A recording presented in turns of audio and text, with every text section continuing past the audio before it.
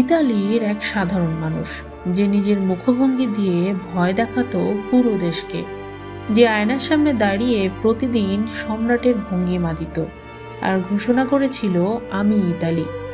বলছিলাম বেনিতো মুসোলিনির কথা, যার জীবনে মিশে আছে ক্ষমতা, পাগলামি আর অবিশ্বাস্য সব ঘটনা। আজ জানবো সেই এক নায়কের অদ্ভুত কাহিনী, যে ইতিহাসে রেখে গেছে ভয় আর বিস্ময়ের মিশ্র ছাপ।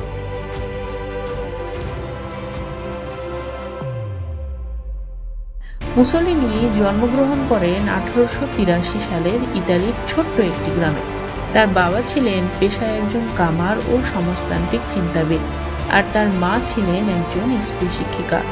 ছোটবেলা থেকেই মুসোলিনি ছিলেন খুব চঞ্চল প্রকৃতির, রাগী এবং আত্মবিশ্বাসী। তিনি পেশায় সাংবাদিক হিসেবে কাজ করতেন, কিন্তু প্রথম বিশ্বযুদ্ধের সময় তার মতাদর্শ হঠাৎ বদলে যায়। তিনি মনে করলেন ইতালির উচিত হবে শক্তিশালী সামরিক রাষ্ট্র তৈরি করা।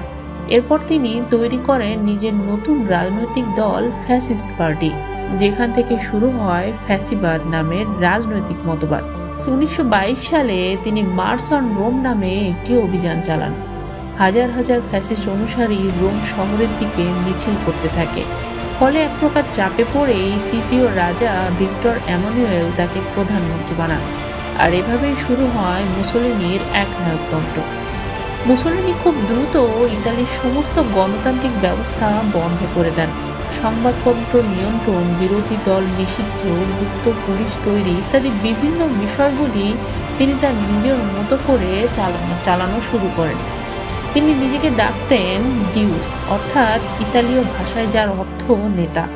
তার লক্ষ্য ছিল প্রাচীন রোম সাম্রাজ্যের মতো একটি মহান ইতালি গড়া।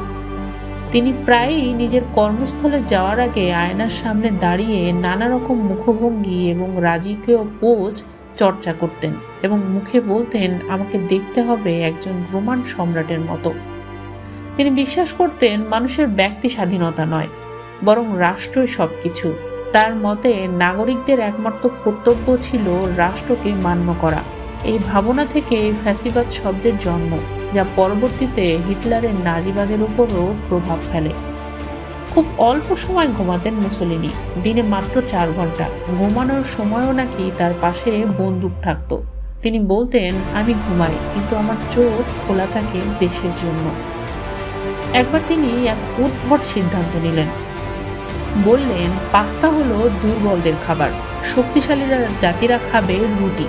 তিনি মনে করতেন পাস্তা খেলে মানুষ অলস হয়ে যায়।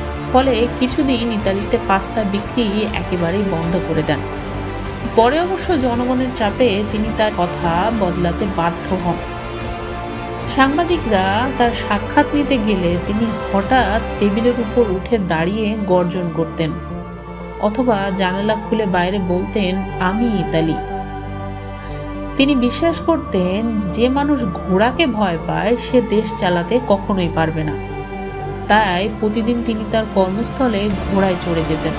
এমনকি অনেক বৈঠকের আগে নিজে ঘোড়ায় বসে সৈন্যদের আদেশ দিতেন, যাতে তাকে রোমান জেনারেলের মতো দেখায়। এই সব কিছুর পরে একটি আশ্চর্য বিষয় হলো, এই কঠোর শাসক একটি রোমান্টিক উপন্যাস লিখেছিলেন। তার নাম ছিল দ্য কার্ডিনালস মিস্ট্রেস।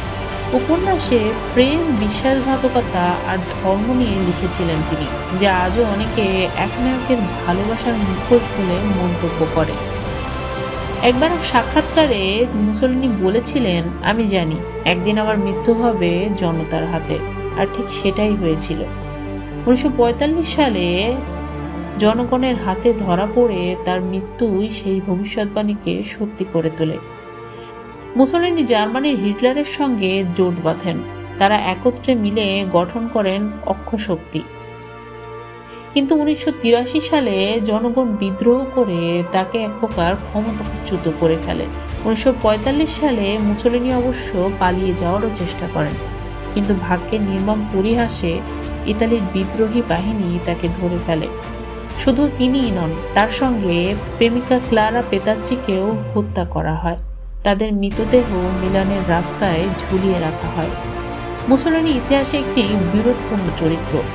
কেউ তাকে দেখে দেশপ্রেমিক নেতা হিসাবে, আবার কেউ তাকে দেখে এক নিষ্ঠুর একনায়ক হিসাবে। তার তৈরি ফ্যাসিবাদ ধারণা আজও ইতিহাসের স্বৈরশাসন, ভয় ও ক্ষমতার অপব্যবহারের প্রতীক। তার এই গল্প আমাদেরকে এটাই শেখায় যে ক্ষমতা যতই বড় হোক না কেন, জনগণের রোষের সামনে সেটি একেবারেই তুচ্ছ।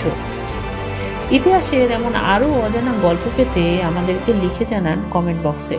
দেখা হবে পরের এপিসোডে নতুন কোনো রহস্য উন্মোচন নিয়ে।